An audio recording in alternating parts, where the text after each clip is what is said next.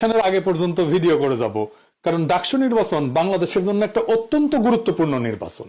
এই নির্বাচনেই আসলে নির্ধারিত হবে বাংলাদেশের গতিমুখ কোন দিকে যাইতেছে। আমরা যদি ভালো একটা ডাকসু পাই, তাইলে ভালো আগামীর বাংলাদেশ পাবো।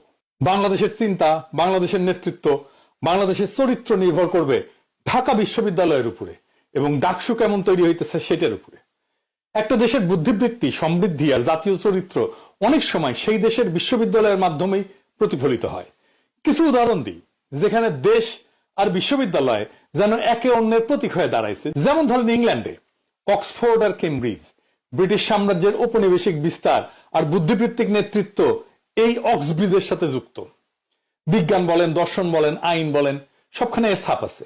ফ্রান্সে সরবন, আমি যেখানে পড়েছি, ফরাসিগুলো থেকে শুরু করে সাহিত্য, দর্শন সবকিছুই এই সরবন থেকেই আসছে।